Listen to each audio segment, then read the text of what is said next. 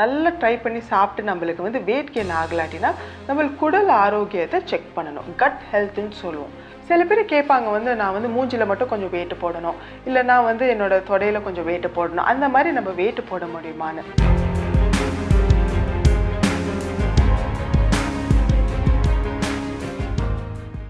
அனைவருக்கும் வணக்கம். இன்றைக்கி நான் சொல்ல போகிறது வந்து உடல் எடையை அதிகரிக்க சில டிப்ஸ். நிறைய பேர் வந்து இப்போ வந்து உடல் எடையை அதிகரிக்கிறதுக்கு நிறைய ப்ரோட்டீன் பவுடர்ஸு, மேஸ் கெய்னர்ஸு, இந்த மாதிரி கமர்ஷியலி அவைலபிள் ப்ராடக்ட்ஸ் வந்து நிறையா எடுத்துக்கிறாங்க. ஆனால் இதெல்லாம் நீங்கள் வந்து ஜிம்முக்கு போய் நல்லா ஒர்க் அவுட் பண்ணிங்கன்னா தான் இதெல்லாம் நீங்கள் எடுத்துக்கணும். இல்லைன்னா இதெல்லாம் வந்து உடம்புக்கு வந்து ரொம்ப கேடு.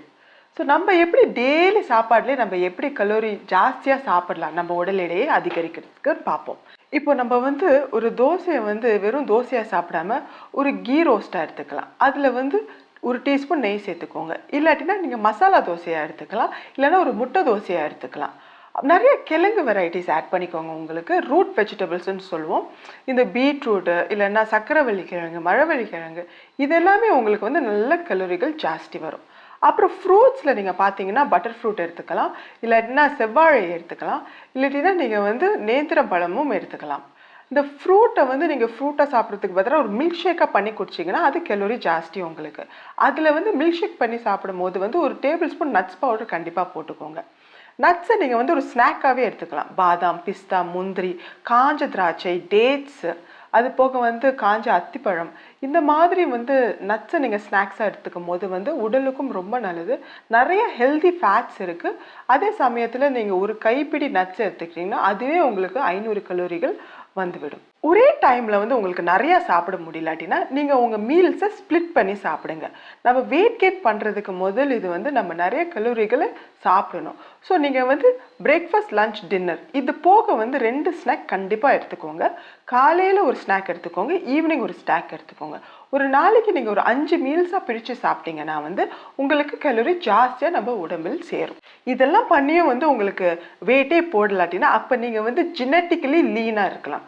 அப்படின்னா என்னென்னா நம்ம அப்பா அம்மா, இல்லாட்டி நம்ம தாத்தா பாட்டி, இல்லைன்னா மாமா, இது மாதிரி யாராச்சும் வந்து ரொம்ப லீனாகவே இருக்காங்க, பிறந்ததுலேருந்து வயசான வரைக்குமே ரொம்ப லீனாக இருந்தாங்கன்னா யூ ஆர் ஜெனட்டிக்கலி லீன்.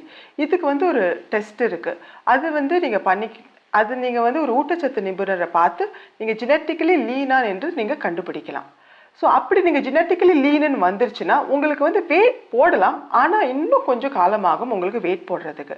அதனால ஒரு நல்ல நியூட்ரிஷனை பார்த்து ஒரு ஹெல்தி வெயிட் கெயின் பிளான் வாங்கிக்கோங்க. நிறைய ஜங்க் ஃபுட் சாப்பிட்டு இல்லாட்டினா டீப் ஃப்ரைட் ஃபுட் சாப்பிட்டு வெயிட் கெயின் ஆகிறது வந்து ஹெல்தி வெயிட் கெயின் கிடையாது.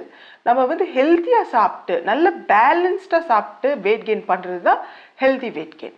அடுத்தது வந்து நம்ம ரொம்ப நாள் நல்லா ட்ரை பண்ணி சாப்பிட்டு நம்மளுக்கு வந்து வெயிட் கெயின் ஆகலாட்டினா நம்மளுக்கு குடல் ஆரோக்கியத்தை செக் பண்ணணும். கட் ஹெல்த்துன்னு சொல்லுவோம்.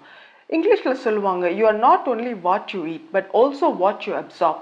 ஸோ நம்ம சாப்பிட்ற சத்துக்கள் வந்து நம்ம உடம்பில் போய் சேரணும்னா நம்ம கட் ஹெல்த் வந்து அது நல்லா இருக்கணும். ஸோ உங்களுக்கு அடிக்கடி வந்து கான்ஸ்டிபேஷன் வந்தால், இல்லைன்னா வயிறு வலிச்சதுன்னா, ப்ளோட்டிங்னு சொல்லுவோம், வயிறு உப்புதலாக இருந்ததுன்னா உங்களுக்கு கட் ஹெல்த் வந்து சரியில்லை. ஸோ அதுக்கு நீங்கள் என்ன பண்ணணும்னா டீவம் பண்ணணும். கண்டிப்பாக வந்து 6 மாதத்துக்கு ஒரு வாட்டி டீவம் பண்ணணும். இல்லாட்டினா நம்ம நிறைய பால் ப்ராடக்ட்ஸ், இப்போ பால், பன்னீர் இந்த மாதிரிலாம் எடுக்கும் போது லாக்டோஸ்னு ஒரு சுகர் இருக்குது. அதில் லாக்டோஸும் குளூட்டனும் நம்ம ஸ்மால் இன்டெஸ்டைனில் போய் அதை பிளாக் பண்ணிடும். இதனால் வந்து நம்ம கட் ஹெல்த் பாதிக்கும். இதுக்கு பதிலாக நம்ம என்ன சாப்பிட்லாம்னா பாலுக்கு பதிலாக நீங்கள் பாதாம் பாலாக எடுத்துக்கலாம், தேங்காய் பால் எடுத்துக்கலாம், இல்லைன்னா லாக்டோஸ் ஃப்ரீ மில்க்குன்னு இப்போலாம் வருது.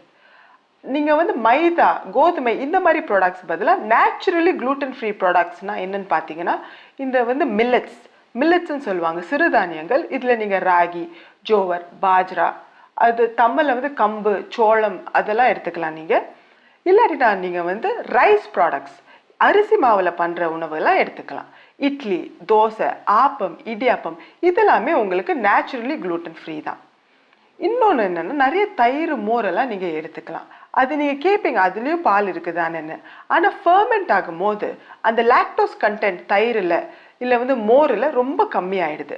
தயிர் மோரில் வந்து ப்ரோபயோட்டிக்ஸ் இருக்குது, அதுவும் உங்கள் கட் ஹெல்த்துக்கு ரொம்ப நல்லது.